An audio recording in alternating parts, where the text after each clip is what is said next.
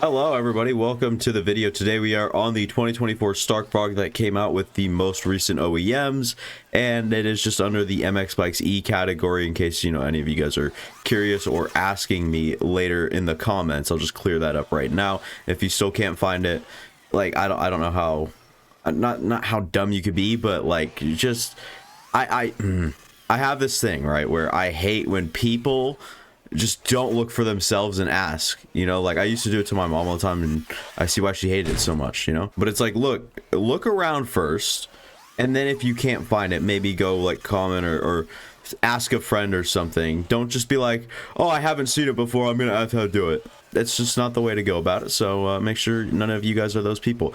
But yeah, today we are on this. We're going to be trying it with E-Road, without E-Road, on this track, separate tracks, and then we'll grab a 215, kind of compare it to the lines that you're able to hit on both of them. But the Starkvarg is very fun, and I'll give you guys the setup at some point in this video that I'm using currently, because I found it to work pretty nicely. Although traction, I did make like a back shock change, and traction is a little bit of an issue with it, so I'll have to most likely change that. But I mean, you guys are looking at it in here where you could just straight up clear stuff like that, and it's just instantaneous power and instantaneous crashes. The E-Road is currently off, if you guys were curious, and then we'll try, okay, wow, we'll try it with E-Road here in a bit, probably about 1.4, 1.2, and just do a few laps with it, like probably around 20 laps if I'm being honest, but I don't know if I'll record all of them. But anyways, you guys get what I'm saying here. We're gonna basically see if this bike is like worth it to maybe learn in case it ever comes up in the future of MX bikes, like an electric bike series or something, and I can't stop crashing. All right, I just went in and changed the rear shock back up, so I did stiffen it back, but I also loosened it on the preload.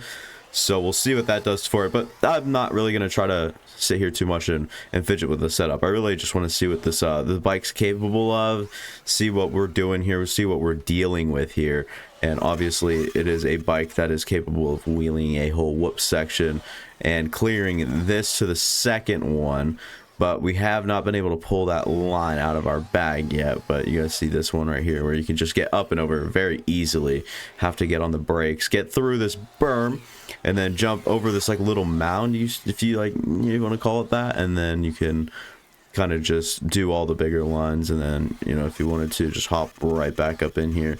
Try my best to hit the whoops, not realistically, but just trying to stay up through them instead of just trying to wheelie them every time. Like, I think that's just the better way to go through. If I see an opportunity or it's a good first little wheel tap, then yes, I'll probably go for the wheelie through the whoop section, because one, it's not that difficult, and two, like the worst that happens is I crash, and I've already done that a lot anyways. So like, you guys see what I'm saying here? If I like kept the back wheel up, but see how it's so stiff, and once again we'll miss this line out, or miss out on that line. Back over this, I wanted to try it from further inside to see if it'd still go, and yeah, very easily. And then we come to this corner. I'll try to get it a little bit better this time, where we're just up and over and then back up over this whole thing. I don't think you guys understand how absurd this is, because on a 250 it is very difficult to get these lines, and wow, this thing, like, it just gets through the whoops no matter the case. It's so light and easy to at least just track through the whoops, even with mistakes. And if it's sideways and whatever the deal is, this thing will like basically autocorrect itself. It's like a self-driving Tesla. All right, here we go. We might actually have our best opportunity at it yet. I did clear, I'm not gonna lie, off camera I cleared it, but I have to get the right run up again. We'll try to get a good run into here. Nope, of course not. What the, sometimes going too slow actually messes you up more than you'd think. But we can get off this and try to get like a seat bounce up and over. It doesn't really work out, but I'm sick of this, man, already. We get a nice way around this corner, and I think that's something like that. Well, we'll have to do. All right, we're sprinting. We got this down right and up, and nope, can't clear. Just for this, we're turning the gearing down, heading into this corner, through these whoops, and then like stay lower and then jump up, and nope, not quite there. I mean, I'm not counting that yet, but I mean, hey, a line's a line. You guys basically get the gist of it, but I guess we'll just keep on riding here, because I don't know, I don't want to sit here for 10 minutes and 10 tries boring you guys with a line that I can't seem to get, and people are gonna think I'm lying about getting it. But whatever, Yeah, this back end is just so stiff to do anything super fun through the whoops, where you're literally just zipping through them all on the back wheel, and there's not really a whole lot of front wheel action. Yeah, we're over the berm. All right, last attempt at it until we turn E-Road on. And we'll go to a different track with E-Road. Oh my god! All right, we got a good run into the corner. Now we just need... No. All right, well, didn't happen for us. Here we are on another JV Supercross track. I think this one was made before the ones we were just on with the Abandon or whatever. So we're going to see. This one has some pretty big lines, including a quad out of this corner. I would like to see if I can just get like this. Yeah, okay. Well... That was fairly easy. Oh, can I get the, is that a 4 out or is that 5 out? I'm very confused. I think that's probably just a 4-4 section right there. But, yeah, we'll see what we can do, what damage can be done. And we're already down. That's very expected. Yeah, but I'll just sit here and log laps. I've got 1.4 deformation on. So that should be interesting. Also, this line right here, can I stop sliding out? This is very valuable throttle control experience that we're getting right now. This is very good, as I might hop up to the 450s for the Glendale Supercross this upcoming weekend. So we'll see about that, but I don't know. We'll have to sort through a few different things before we head into that, but one thing that we're definitely gonna have to master is this. And yeah, it would just be a 4-4. But I would have to get it decently. But yeah, this thing gets it pretty effortlessly. But I'm just going to log laps, put some deform on the track, and see and show you guys the results. All right, here we are. I think this is like lap 4 or something. I don't know. If you guys want to count the tracks on the track, or I guess the tire marks on the track, you be my guest. But yeah, we've just been kind of stuck to the same lines and still just getting this quad. I haven't had the opportunity to try to quad out either, but we might get our chance sooner than later. I hate this! The amount of times I have crashed. Also, wanted to see if this one was possible. I think it is, but we just got to get it better than that. And once a rut forms through that corner, it'll be probably a tad bit easier. So we're going to stick to the inside a little bit. And I meant to show you guys on this, we OJ quite a bit. This right here, and then you could go quad out of this section. Not quite there, but I've got it cleanly once so far. But yeah, we're just going to try to turn in some good laps and just try to work some ruts in. Get the deform to work on our side. Not slide out, because that is very annoying right now. And I don't... what do I even do? Track's getting beat up a little bit. I wouldn't say like a lot, but there's some signified ruts and stuff like that. Now, I wanted to try this line. Go inside, and then I wanted to get the quad single, or I guess the triple single, into this corner here, but I don't think we'll be able to get that one, as we barely even make that, because I thought we didn't need as much. And yes, I've had the opportunity to quad there, and I don't think it's quite possible with the current setup I am on. And then this is definitely possible, as we'll try to pull the trigger here. Couldn't quite get it, but I have gotten it once, but it ended up like being a little sloppy, so I wouldn't even count it as like, oh, it was a perfect run. And then this jump, oh my goodness, we're gonna go out here, we're gonna try to downside this perfect so we can get up over that. That's been a pretty consistent line for me, been able to get that one quite a bit. Back over the finish line now, and then into this corner where the berm's a little messed up, but we don't worry about that too much. Heading back into here, it would be nice to find a new way through this section than just doing this boring way through it. And then again, just gotta get the... Okay, well, my back end got kicked up quite a bit there. All right, we'll try again here and just make sure we get it, and we do. And then, like I said, I just don't think that the quad out of there is possible, but whatever, you know, we'll just roll with the punches. Get into that corner, we'll go for this again. Just need to roll the momentum and not do that. It's so annoying. My objective here for this lap is just to not crash and put a lap time in under, I'll say under 57. So shouldn't be too difficult, but already off to a pretty rugged start here. And yes, of course, I'm going to quad.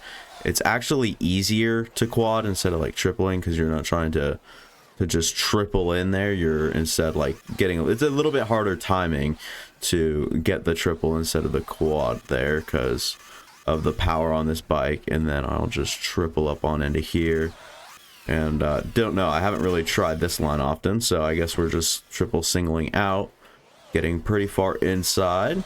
getting over this jump, and then just getting over this one pretty suitably, and up over that last, and then pivot, and then can't really go too fast into the face there, but it is what it is. That was a 53.233. So when you're not trying to crash and go for like crazy stuff, right, or like when you're trying to get the crazy stuff, then you're doing a pretty good job like just figuring out the track. But when you want to slow it down and whatnot, this bike can definitely do it. And we're seeing that with E-Road included, and it's actually handled the E-Road way better than I thought. In fact, I think it might be better than just like the OEMs. As I say that, I was trying to hook that rut, and what the, I almost did a backflip off like the tiniest little mound. We'll try to stick a rut for you boys. I'll figure it out and see which ones we can do here, but wanted to get this roll, and then I still haven't got this clean enough to at least go for it. So I'm going to turn around, I'm going to do it one more time because I really want this line, and I don't know if it's faster. In fact, I doubt it is, and that makes me so mad. You don't even know. I guess we'll just try right here right now, right? I'm not going to get it, but okay, well, we got it. All right, in full motion, we go double, get over that. You got to be kidding me. I hate this. I hate this so much. When you record, you know, it just, nothing ever works out, it feels like. But yep, still nothing working out. What's different? What's new? I guess we'll just try to stick this rut. This is probably the best rut to get here. But you basically get up and nope, didn't quite get it.